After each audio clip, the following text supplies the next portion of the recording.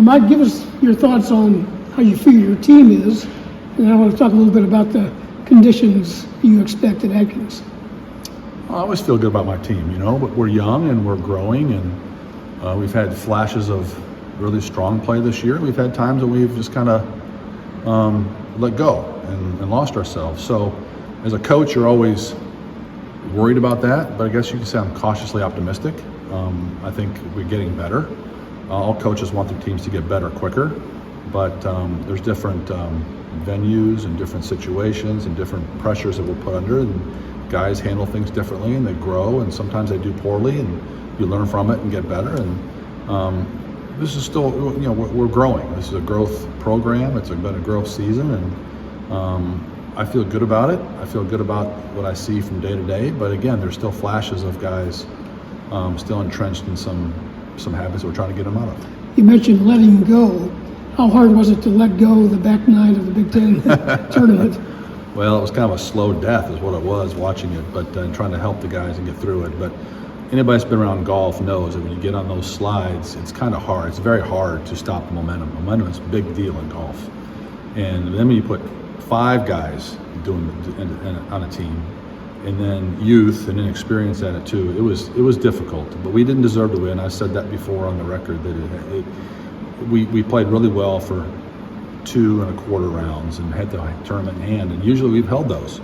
But again, this team is different. We got some youth, we got a lot of things going on in the program, guys different parts of their growth and their careers that, the games ebb and flow, and for some reason we just didn't finish it off. Now the conditions were very difficult, the course was very difficult, and I said it, if you get going sideways on that golf course in those conditions with a lead and you see the lead diminishing and falling, golfers, especially young golfers, always think things are worse than they are.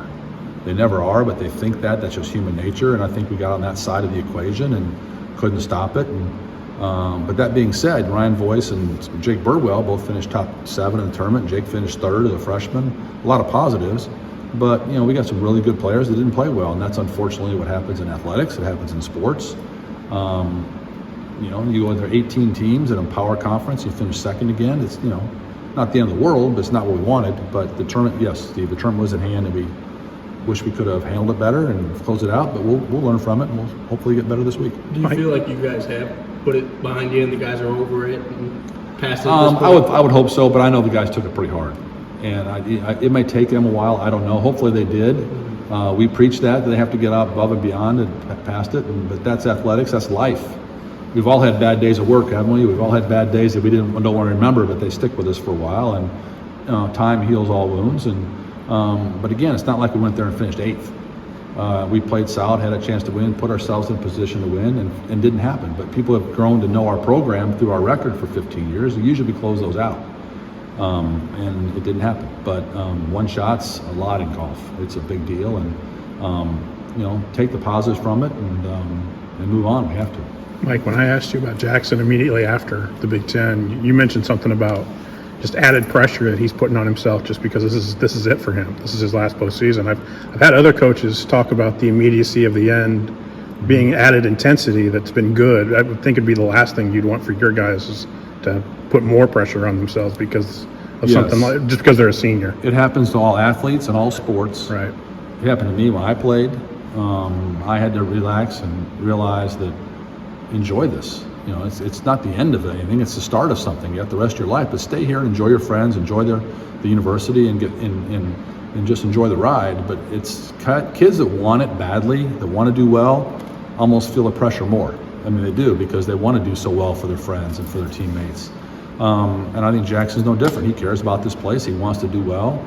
But people think in golf that you should be good every day, and your games come and go, which makes our run over this period of time really proud of the kids, because if you play golf, you know that your games disappear for a week, 2 weeks, 2 months, 6 months, and you just try to piece it together and shoot a score. We've kind of fought that pretty well, the ebbs and flows of golf. And sometimes you just get in that thing and you just don't play well.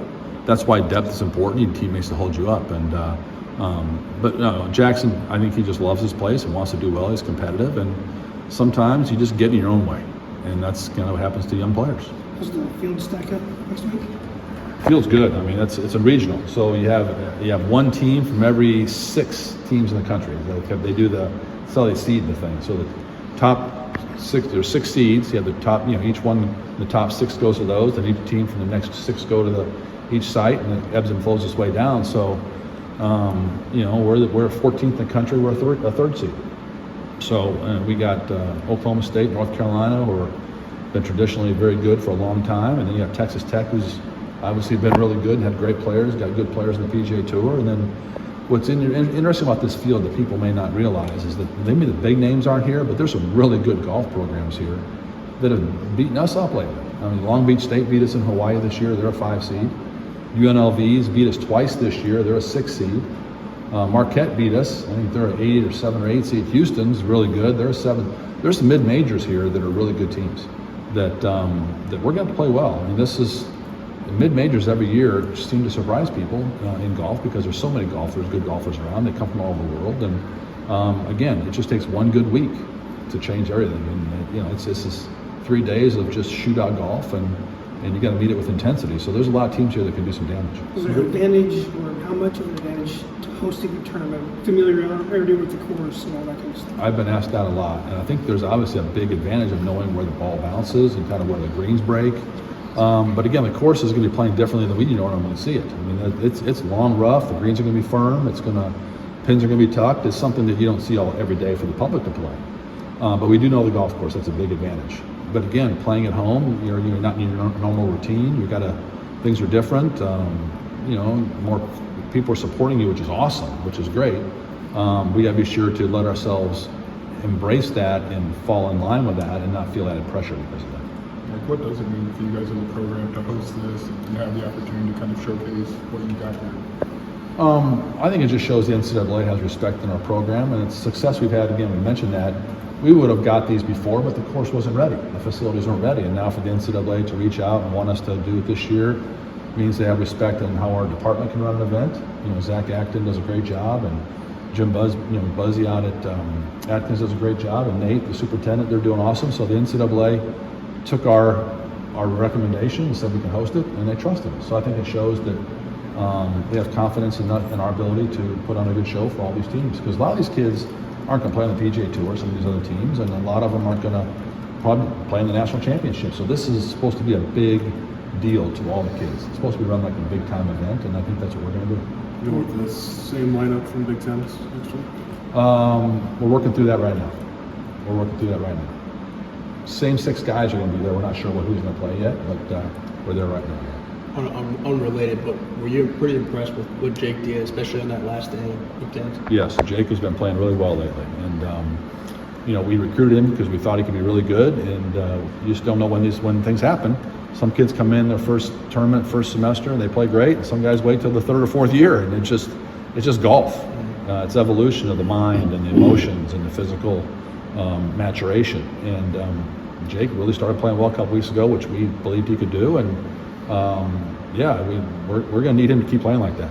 We talked about the nerves and the pressure and stuff. Is it he's so young, he maybe doesn't know any better, he just goes and plays? Or maybe. I mean, you don't really know that. As a coach, nobody can really answer that. Maybe that's the case. Maybe he's just really good and getting good. Maybe he's just tough as nails. The more body of work you produce, the more results you have, then you can start formulating that hypothesis or that feeling about it. But he's just he's good, and you don't know when guys are going to keep getting better. You don't know when they're going to level off. You don't know when their confidence is going to shoot through the moon and they can be a U.S. Open winner. You don't know when they could lose their confidence and just never improve. You just don't know. Golf is so fleeting, and that's, again, I think what makes consistency in this game really unique. And teams and players should be proud of consistency because this game's very difficult. We got time for one more. Jackson's had kind of quite the stretch off the course in the last week or so. Big Ten Medal of Honor, Byron Nelson Award. Big time, yeah. What do you say about him beyond what he does? Well, I think Jackson's Big Ten Medal of Honor and the Byron Nelson Award is a recognition of his 4 years. And he's having a solid senior year, but probably not the level that he would have envisioned after his sophomore and junior years. But again, that's golf. But to get those awards just shows the kind of person he is, the kind of student he is, and goes about his business. And he's easy to root for. He's easy to pull for, and those awards solidify that. And then obviously he goes and plays good in the U.S. Open qualifier, and Jake plays good in the U.S. Open qualifier. So, they've had some a good couple weeks there. But for Jackson to get those awards, I think it just speaks to him as a person and a player.